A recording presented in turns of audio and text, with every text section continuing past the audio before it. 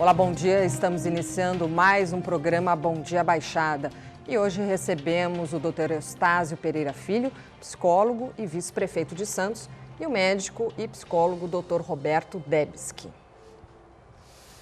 O desembargador do Tribunal de Justiça de Sergipe deferiu ontem o pedido de reconsideração do WhatsApp e determinou que o serviço fosse liberado e restabelecido em todo o país. A liberação do serviço passou a ser normalizada a partir das 15 horas de ontem, pouco mais de 24 horas da determinação de suspensão das atividades pelo WhatsApp. Vacinação contra a gripe H1N1 deve ser retomada a partir de hoje na Baixada Santista. O estoque de doses não foi suficiente para atender a demanda nos postos de saúde de alguns municípios da região. Ontem foi enviada uma nova remessa pela Secretaria de Estado da Saúde, que vai abastecer as cidades que devem retomar o trabalho de imunização. E eu gostaria de começar o programa conversando com o doutor Eustáquio. Bom dia, obrigada pela presença. Bom dia, Vanesca. Bom dia, doutor Roberto. Prazer muito grande estar aqui.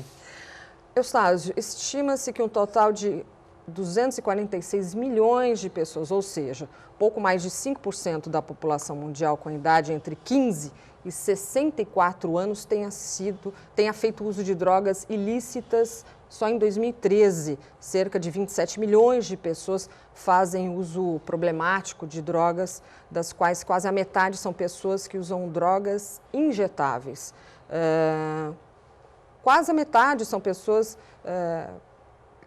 que usam drogas injetáveis. Os números podem ser considerados altos? O senhor considera? Muito altos, né? E realmente muito significativo, né?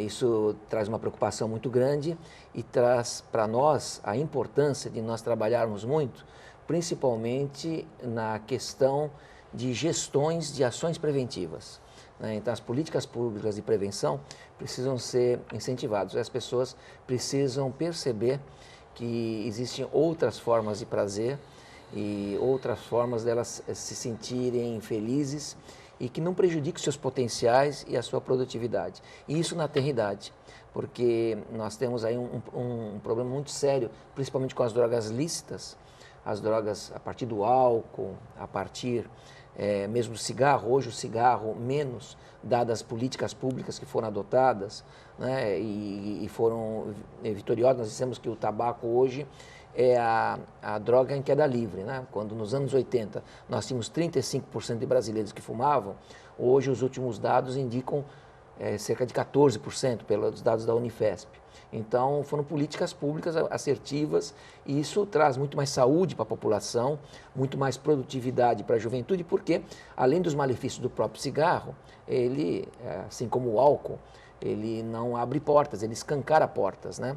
E nós temos aí na sociedade um alerta muito grande de que as crianças começam a se tornar abusivos, como você destacou nas estatísticas. Nem todo mundo é dependente químico, mas existem muitos que fazem um uso nocivo, né? Se tornam nocivos ou até dependentes químicos. Isso nasce em casa, né? Porque os dados aí mostram que na faixa etária de 10, 12 anos, as crianças bebem em casa, né? E cerca de 40%, pelos dados da Unifesp, próximo a 4 crianças em 10 fazem uso em casa com 10, 12 anos. Então isso é muito precoce para se iniciar nas drogas e faz com que a pessoa possa ter uma trajetória não tão produtiva, não tão feliz. Doutor Roberto, bom dia. Esses números refletem a realidade na região? Bom dia, Vanesca. Bom dia, doutor Eustáquio, telespectadores. Bem, é uma questão realmente muito delicada, como o Eustáquio falou, é uma questão de saúde pública gravíssima. Os números batem dentro daquilo que a gente lê em estudos e realmente é uma questão que pode levar a pessoa, né, a uma vida com muitas restrições, não é? A uma prisão interior, porque a droga ela abre portas para outras sempre mais danosas. Então imagina o caso, como o Eustáquio citou, de você ter crianças de 10 anos sendo incentivadas a consumir álcool em casa, pelos pais, eu vejo isso como uma tragédia, é algo que realmente vai interferir na rotina e no dia a dia dessa criança e no futuro. A gente sabe que o cérebro das crianças ainda é muito frágil, está em formação, até após os 20 anos o cérebro ainda está em processo de formação, e você iniciar o uso de drogas, de álcool e outras drogas, quanto mais cedo, mais danoso será esse uso. O potencial de você adquirir uma droga de adicção aumenta muito quanto mais precocemente você faz uso da droga. Então, é necessário o esclarecimento das próprias famílias, políticas públicas, como foi mencionado, como fizeram com o tabaco. Isso deve ser feito, e quanto mais precocemente, melhor será o resultado. Eustáquio, quais são as drogas mais usadas pela população e quais as mais perigosas? Sem dúvida alguma, o álcool, né? O álcool tem uma cultura milenar e ele é muito usado, muito aceito no mundo todo, no Brasil, em Santos, Baixada. Então nós não temos dúvida nenhuma que é a droga mais usada. Nós temos aí os índices de que cerca de 70% da população é usuária de álcool.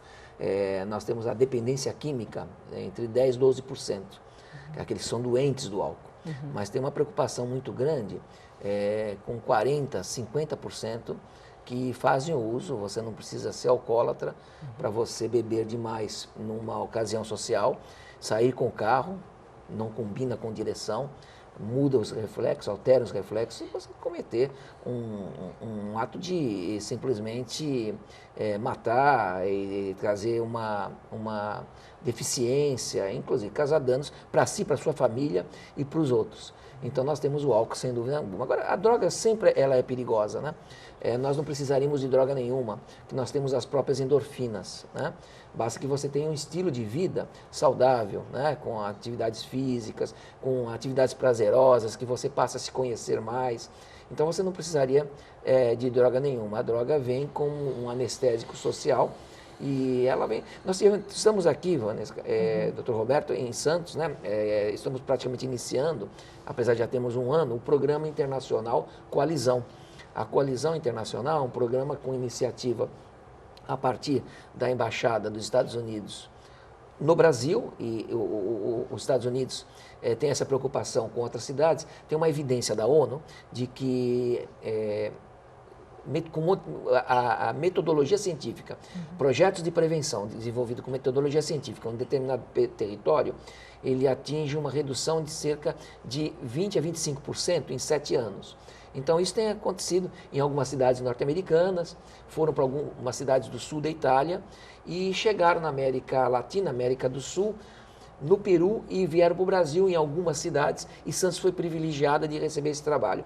Consta de capacitações sobre multiplicadores, para que esses multiplicadores possam agir a partir de pesquisas nas regiões. Então, por exemplo, coisas assim, nós não temos, certamente, cocaína na geladeira, mas nós temos cerveja que, de repente, está do lado do leite, né? Então, essa é a mensagem que eu estou dando para a minha criança, né? Então, a família faz de uma forma desavisada, mas ali está nascendo um dependente químico, que vai trazer um problema social muito grande, um problema para a própria família, um sofrimento para a família. Claro. Então, essas coisas levadas à sociedade por esse trabalho de multiplicadores, é uma rede de prevenção que já nasce em Santos. Doutor Roberto, com relação às drogas ilícitas, existe alguma pesquisa que mostre uma predisposição maior em homens ou mulheres? Então, nós sabemos que o efeito das drogas sempre é potencializado nas mulheres, não é? Lógico que ambos sofrem os efeitos do uso das drogas ilícitas, porém as mulheres têm, pela sua própria bioquímica, pelo seu metabolismo, enfim, sempre sofrem mais esse efeito. Agora, esse trabalho que foi colocado pelo Eustáquio de multiplicadores, acho que é um trabalho fantástico, né? A informação ela tem que ser divulgada e o hábito é que vai fazer a continuidade desse processo. Então, uma criança ter o modelo em casa dos pais de utilização de álcool, de utilização de outras drogas, né, para fim recreativo, realmente é algo que vai imprimir um modelo de comportamento para aquela criança, e ela tenderá a segui-lo daí para frente. Os jovens hoje, a gente vê que muitas vezes utilizam doses excessivas de álcool quando vão sair em eventos sociais. com a finalidade, enfim, às vezes de ficar mais relaxado, de interagir socialmente. Tem aquela questão da pressão do grupo também, não é? Que se você não ingere, não consome álcool, não consome outras drogas que estejam sendo utilizadas, você acaba sendo um pouco excluído desse grupo de amigos, de colegas. Então, muitas vezes por esse motivo e por outros, o jovem acaba aderindo ao uso, inicialmente com álcool, que pode abrir portas para outras drogas mais danosas, não é? Perfeito. E realmente essa questão de você não necessitar de drogas para ter prazer, para ter bem-estar, para ter qualidade de vida, é uma questão que foi muito bem colocada pelo Eustáquio.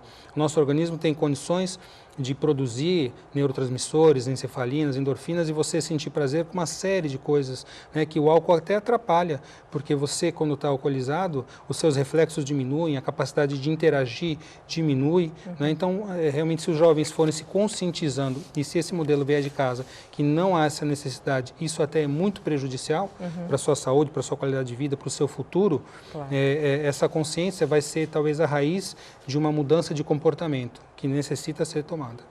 Perfeito, obrigada. Até o fim do ano, o Santos deve inaugurar o Centro de Controle Operacional CCO, orçado em 40 milhões. O equipamento, que está sendo implantado no Paço Municipal, conseguiu um recurso para a sequência da obra, atualmente com 55% dos trabalhos concluídos. O novo equipamento da Prefeitura vai integrar os serviços de monitoramento das polícias civil, militar e federal, além da Guarda Municipal. Doutor Eustáquio, o doutor Roberto já falou um pouquinho sobre isso, mas eu gostaria de complementar. Você poderia explicar para quem está assistindo como agem as drogas lícitas e ilícitas no organismo? Então, as drogas, elas, no organismo, elas acabam compensando justamente sofrimento, a dor, né? Vem realmente como uma compensação, um efeito na neurotransmissão, realmente no neurológico. Então, o que se trabalha muito é que as pessoas possam, há necessidade da sensação prazerosa, né? A partir sempre sair desde que o mundo é mundo, através da dor, através do prazer que se compensa a dor. Então, há necessidade realmente de você, por exemplo, numa caminhada de 60 minutos, uma caminhada, qualquer atividade física, mas uma caminhada de 60 minutos, a partir dos 40 minutos, os 20 minutos que completam os 60 minutos, a partir dos 40 minutos, você começa a produzir, o organismo produzir de uma forma natural endorfinas. E você começa a sentir uma sensação prazerosa, né? Você melhora o humor, né? E você se torna mais criativo, né? A serotonina, por exemplo, é aquela que altera o humor. E ela faz com que você se sinta muito mais exposto. Então, você não precisa de nenhuma substância externa que possa trazer esse efeito, né? E você pode tirar essas situações em comportamentos saudáveis, né? Por exemplo, a questão da sexualidade, né?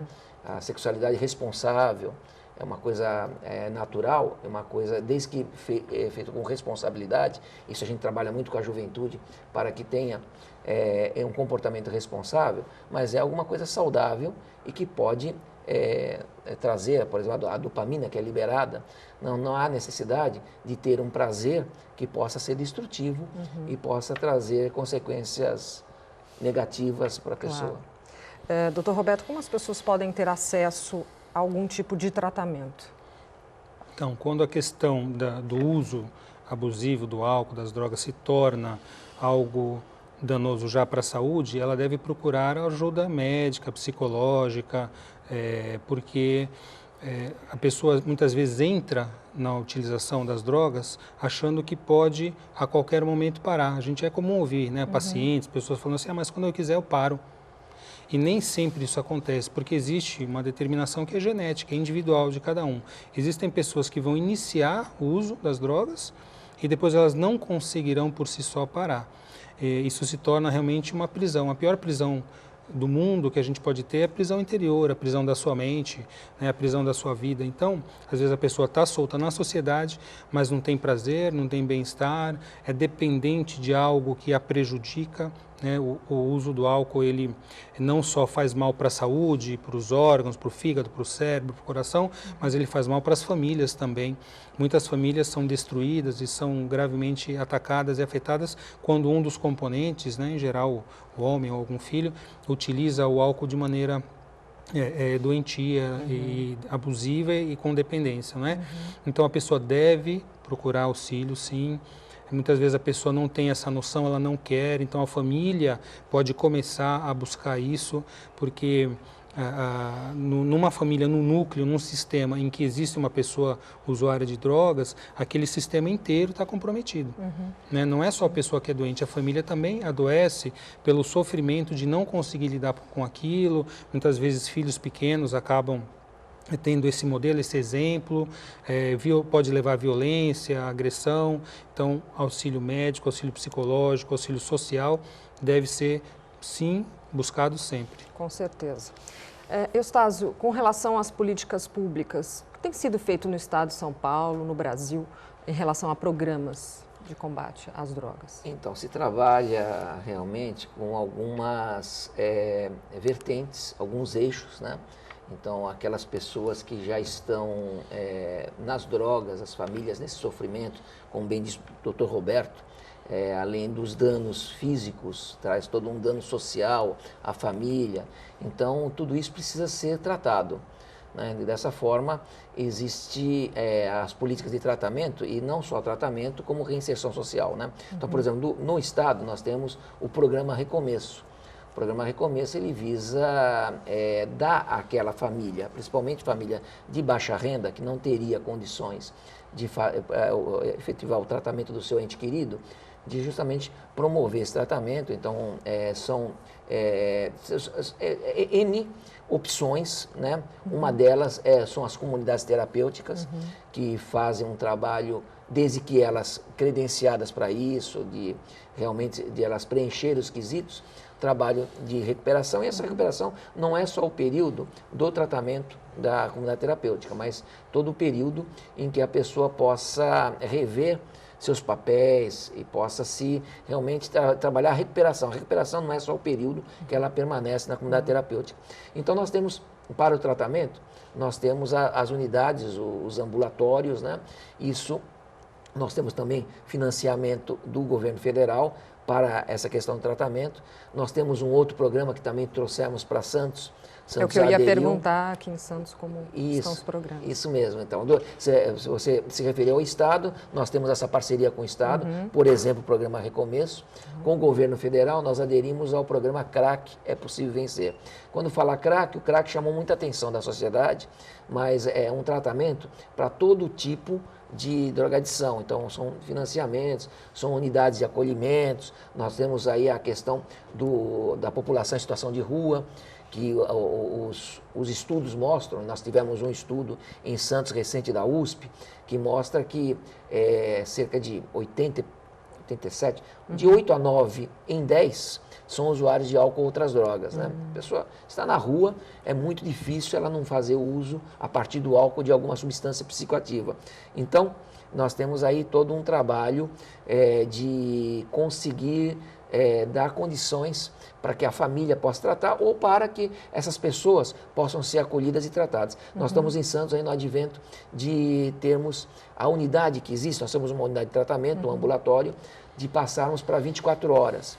É o CAPS-AD, que é o Centro de Atenção Psicossocial em Álcool e Outras Drogas, o modelo 3, que passa a ser 24 horas.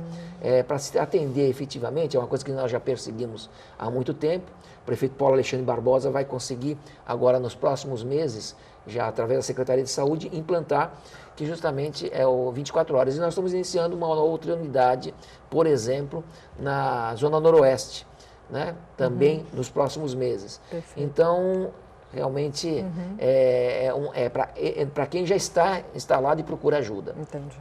Doutor Roberto, falando aí das 9 cidades da Baixada, na sua opinião, qual é a cidade mais carente de políticas públicas? Olha, essa informação acho que o Eustáquio vai poder responder melhor, né? Porque o contexto político, as organizações, as campanhas, eu não tenho uma informação exata, né? Qual cidade precisaria de mais programas? Nós temos uma região cuja Santos é a cidade polo, né? São 9 cidades, e nós temos aí uma carência geral, né? De dificuldades.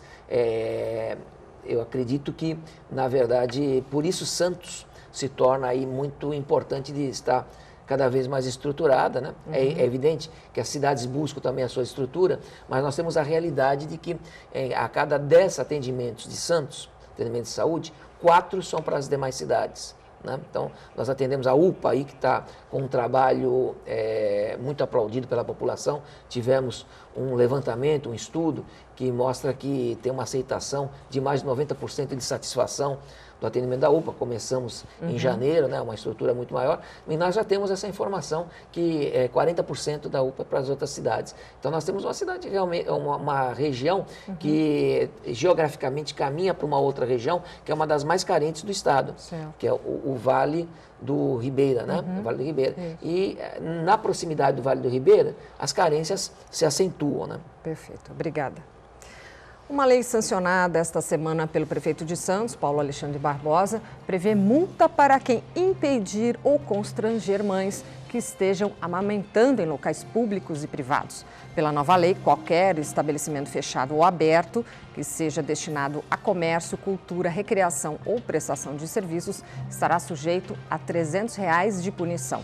A multa será dobrada em caso de reincidência. Casais interessados em oficializar a união podem se inscrever a partir do próximo dia 16 para participar do casamento comunitário 2016 em Santos. Este ano a cerimônia acontecerá no dia 14 de setembro no Clube de Regatas Vasco da Gama. Para quem se inscrever é preciso apresentar RG, CPF e comprovante de residência.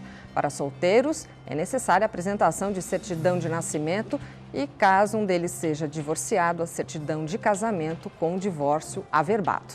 Doutor Eustáquio, voltando a essa questão, qual o impacto do tratamento para usuários de drogas e políticas de prevenção no orçamento do município?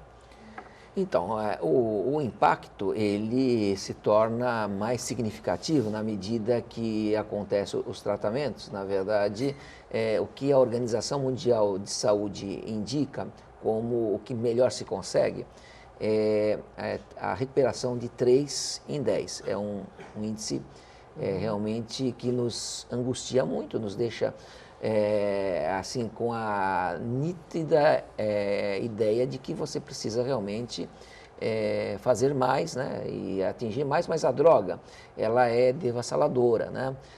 Nós trabalhamos aí, como falou bem o doutor Roberto, com uma substância que ela incita a compulsão, desenvolve a compulsão, né? E essa compulsão, ela é crônica. Uma vez a droga crônica, assim como o diabetes, assim como a hipertensão, é uma droga crônica. E a pessoa tem que aprender, uma doença compulsiva, uma doença que é progressiva, se você não tratar, ela progride. E que ela é crônica, ela é para sempre, então parece que não tem saída, e tem. Justamente esse é o impacto positivo. Justamente ela é uma droga totalmente controlável. A droga ela é totalmente controlável. A compulsão é controlável, né? E a compulsão pode não ser apenas para álcool e outras drogas. Compulsão alimentar, jogo patológico, sexo. Então tem várias formas de você canalizar esse seu desequilíbrio, essa forma, essa reação desequilibrada, de você disfuncional, de você enfrentar a vida. Então, o tratamento leva você a se reequilibrar, dar essa condição para a família.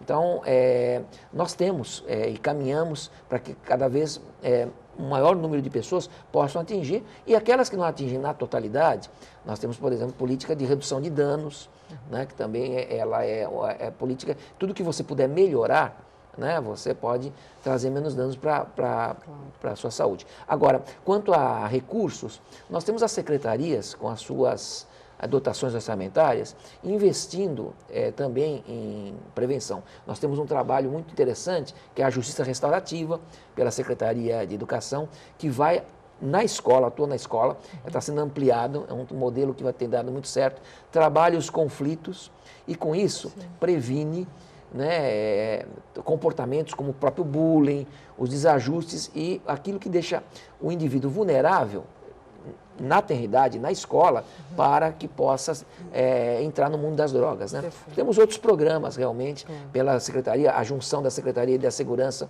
com a Secretaria de Educação, que é também a atuação dos guardas municipais nas escolas, né? Ou Educação Cidadã. Então, nós temos alguns programas que saem das dotações das secretarias. Agora, falando um pouquinho sobre AIDS, nós temos alguns números. Nos 3 primeiros meses de 2016, a região registrou, em média, um caso de AIDS por dia. No total, 94 casos foram registrados pelo sistema de saúde das 9 cidades da região. No entanto, o carro-chefe é Santos. 70 casos registrados nos primeiros meses do ano. A que se deve esses números elevados, Gustavo? Santos é uma cidade mais estruturada, onde os números aparecem mais, já foi assim na história, né? E também é uma cidade que oferece mais opções, né? Onde as pessoas, às vezes, não só o santista, mas de outras cidades acabam vindo para cá e nós temos aí, chama a atenção a necessidade de nós retomarmos todo um trabalho de conscientização, né? Porque nós tivemos toda uma involução, felizmente, desses números desde a década de 90 e Santos foi carro-chefe em trazer esses benefícios à saúde, essa possibilidade de tratamento, essa possibilidade da pessoa ter mais longevidade, mesmo tendo contraído o vírus. E nós percebemos que, com o tempo, isso precisa ser novamente reforçado. Realmente é um alerta que nós temos para a nossa região. Na nossa região chama a atenção os números, por exemplo, o destaque de Santos, mas nós temos isso no Brasil todo. Né? É uma questão cíclica. Sim. Nós tivemos um grande número de casos detectados a partir da década de 80, mas veio toda uma redução na medida que a gente consegue efeitos dos trabalhos preventivos. Né? Então, esses números mostraram a necessidade de nós reforçarmos todo um trabalho de prevenção, de conscientização. Doutor Roberto, existe uma relação entre o uso de drogas e a contaminação por doenças como o HIV, né? Isso Com certeza. A pessoa que se sujeita ao uso de drogas, ao álcool, enfim, muitas vezes ela tem uma consciência alterada, ela não sabe exatamente o que ela está fazendo, ela pode causar acidentes, como já foi mencionado pelo Eustáquio, você dirige um carro, você tem acidentes, e quando você tem contato com pessoas, muitas vezes você acaba tendo relações sexuais sem preservativo, sem atentar para isso, por conta do efeito do álcool, das drogas. Né? Você não está no pleno estado de consciência que vai fazer com que você raciocine, enfim, tome os cuidados preventivos que são necessários para que não aconteça a contaminação. Outra coisa que houve também com o tempo foi que os tratamentos, em se tornando mais efetivos em preservar a vida, mesmo com a cronicidade da contaminação pelo vírus, as pessoas acabaram talvez se despreocupando, ligando menos para isso, as próprias campanhas talvez tiveram um impacto menor. E em todas as faixas etárias, até mesmo nos idosos, houve o aumento da incidência, não é? Porque por conta dos medicamentos mais modernos, que melhoram a disfunção sexual, os relacionamentos sexuais aumentaram e essa faixa etária não estava muitas vezes preparada em termos de informação e de consciência para também vir novamente a ter relações, mas de uma maneira saudável e de uma maneira se preservando. Né? Isso aumentou muito a incidência. Novamente o aumento dos casos de HIV em todo o Brasil. Que outras doenças têm relação com o uso de drogas, doutor Roberto? Então, quando você é usuário de drogas, você afeta a sua saúde de uma maneira global, de uma maneira ampla. Então, se você tiver alguma predisposição já genética, enfim, alguma patologia, alguma doença, você vai desencadear. Então, a gente sabe que a partir da década de 2000, quando o projeto Genoma Humano veio a conhecimento do público, não é? Aquilo que se esperava que os genes fossem responsáveis por tudo, a gente teve uma informação que acima dos genes está o que se chama de epigenético, está acima do genético, que é o comportamento. Então, se você vem de uma família, por exemplo, com tendência, vamos citar o diabetes, se você for obeso, sedentário, tabagista, usar drogas, for estressado, não se alimentar bem, você certamente irá desenvolver essa doença crônica, esse diabetes ou outra que você for predisposto muito precocemente. Se, por outro lado, você mantiver uma vida saudável, ativa, com bons relacionamentos, boa alimentação, gerenciamento do estresse, você não deverá desenvolver esse diabetes, ou talvez mais tarde na vida, ou de uma maneira mais fraca, mostrando que, apesar da predisposição genética, o que vai realmente fazer o adoecimento acontecer, né, o que vai ligar ou desligar o gene das doenças e o gene da saúde é o estilo de vida, é o comportamento. Voltando às drogas, a gente sabe que a pessoa que inicia o uso de drogas cedo, na infância, na juventude, no adulto jovem, tem a predisposição a adoecer muito maior e desencadear diversas doenças crônicas que ela já venha trazendo como um componente hereditário da sua família. Perfeito. Eustáquio, como você avalia o trabalho de combate à prevenção às drogas executado pela polícia e os agentes de segurança aqui em Santos? Eu acho fundamental, agrega muito, né? É muito importante, porque, na verdade, as polícias exercem das vertentes, uma das políticas públicas, que é a de repressão, as políticas de você fazer com que a lei seja observada, de proteção à sociedade. Mas a polícia caminha a milha extra, né?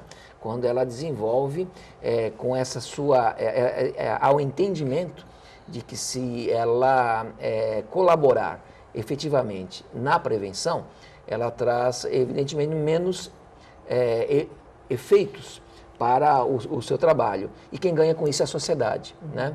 Então, os trabalhos dos policiais bem treinados, veja, o doutor Roberto falou muito bem aí a questão de modelo, de família, né? Realmente, a gente sabe que não existe a família perfeita, isso é utópico, mas nós temos a família mais funcional. E a família preocupada em rever os seus papéis, em se aprimorar. E isso você deve levar e aguçar nas famílias. A partir a escola, esse binômio lar-escola, né? Trazendo a família a participação mais efetiva na escola, a família que se utiliza para a formação do seu filho, do apoio da escola, que ela possa também apoiar a escola, trabalharem juntos, né? Então, tudo isso é significativo e é um campo interessante e tem sido assim, né? Para que a Secretaria de Segurança possa atuar.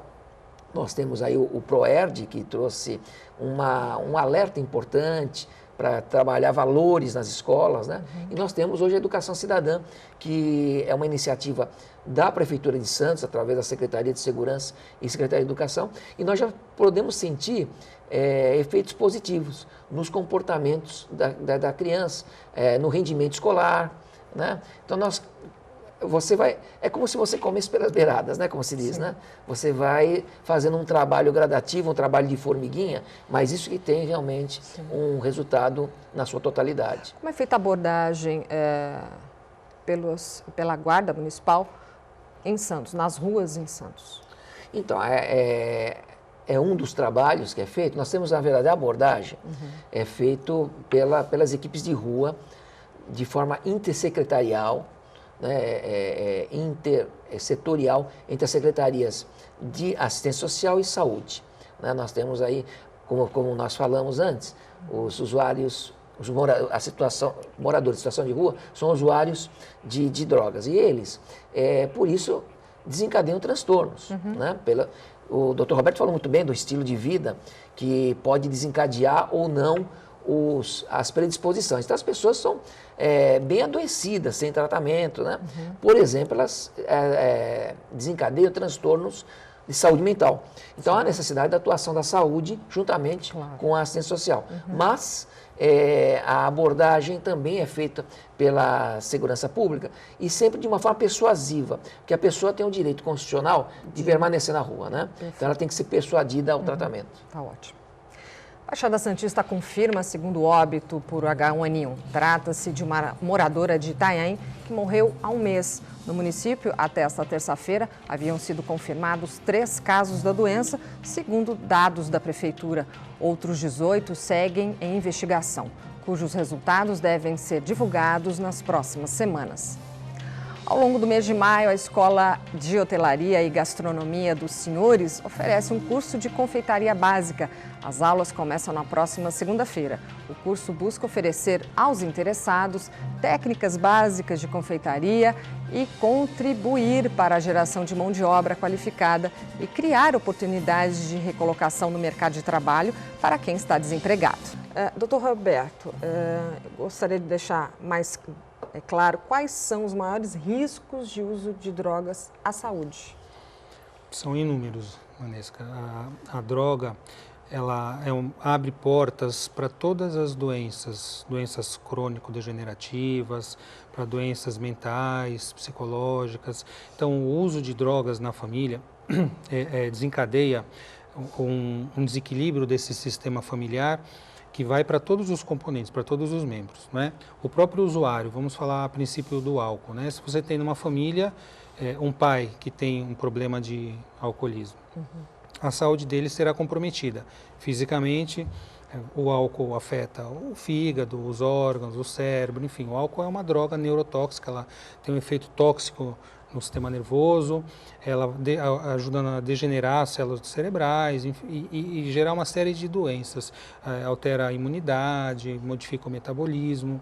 O álcool ele é uma caloria vazia, né? Ele é altamente energético e vazio em calorias, em nutrientes, então muitas vezes o alcoólatra acaba sendo um desnutrido crônico, porque ele não se alimenta adequadamente e tem um aporte calórico pelo próprio álcool, né? Sua família nuclear, esposa e filhos vão sofrer as consequências. Muitas vezes isso afeta o trabalho daquele pai de família, né? Então pode afetar a renda familiar, o modelo familiar na mente daquelas crianças vai ser muito afetado. O sofrimento psicológico pode desencadear doenças, transtornos assim, do pânico, de ansiedade, depressão naquela família, enfim. A droga ela vai desestruturar a pessoa e a sua família, né? E todos devem procurar um tratamento. Com certeza. Vocês conhecem a fundo as consequências do uso prolongado das substâncias ilícitas. Como você entende, Eustáquio, que o Estado tem o direito de proibir o uso de drogas? Não, direito de proibir não tem. A pessoa tem o seu livre-arbítrio. O que o Estado tem que fazer é trabalhar muito na conscientização, para que mostre que ele está danificando a sua saúde, como tão bem explicou o Dr. Roberto, então os malefícios que isso traz e as consequências que traz para a sua prole, e para o seu desempenho, nos seus papéis, no trabalho, na produtividade, socialmente, na sua família, né? Então, esse trabalho é muito importante, é uma responsabilidade do Estado de aumentar cada vez mais a conscientização, e esse é um trabalho de prevenção. Por outro lado, as pessoas têm alterações comportamentais e elas cometem ilícitos e elas têm que ser responsáveis pelos seus ilícitos, né? Então, o Estado também atua nessa vertente muito importante e nós temos, por exemplo, hoje um trabalho, a justiça terapêutica, que se desenvolve a partir do distrito de Santana, em São Paulo, Zona Norte, há mais de uma década. É muito interessante. Quando a pessoa é condenada por um ilícito, ou está prestes a ser condenada por um ilícito causado pelo uso de drogas, a partir mesmo do álcool, muito as drogas ilícitas, ela é chamada e ela tem a oportunidade de se tratar. Se ela assumir um tratamento que ela nunca fez, ela tem o seu processo interrompido e durante 5 anos ela não pode rescindir. Então, é uma oportunidade que é dada. Então, é um trabalho extremamente humanitário que associa saúde e a justiça, a atuação da justiça. Eu queria saber, como você enxerga a legalização da maconha, que mais recentemente foi vista como um avanço no Uruguai? O Uruguai a nossa província cisplatina, né?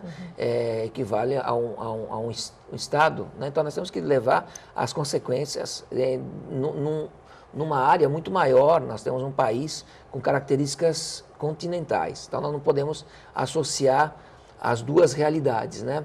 O Uruguai tem um PIB equivalente à região de Campinas.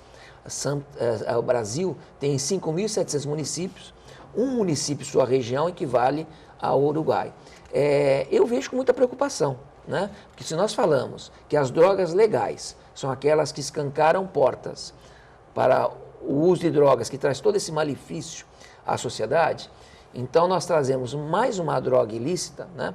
Eu não estava milenarmente quando se tornou o álcool legal, né? Eu também não estava quando se tornou o cigarro legal. Agora, nós todos estamos numa sociedade que nós discutimos os efeitos, por exemplo, a saúde pública, a sobrecarga aos serviços de saúde, de tornar a maconha legal. Então, eu acho, para o Brasil, uma coisa extremamente distante, não deve acontecer, e isso traz, nós não teríamos controle disso. Nós não temos controle sobre o cigarro, contrabando de cigarro.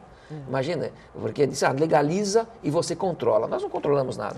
O que o senhor acha disso, doutor Roberto? Bom, eu penso de maneira semelhante ao Eustáquio. Eu acredito que a busca pelo prazer, porque o ser humano assim, ou ele foge da dor, ele busca fugir da dor e se aproximar do prazer. Você deve procurar o prazer nos pontos saudáveis da vida, não é? Então, os bons relacionamentos, um estilo de vida saudável, tudo isso pode levar a pessoa a viver com muito prazer, apreciar o belo nas coisas, na vida, na natureza.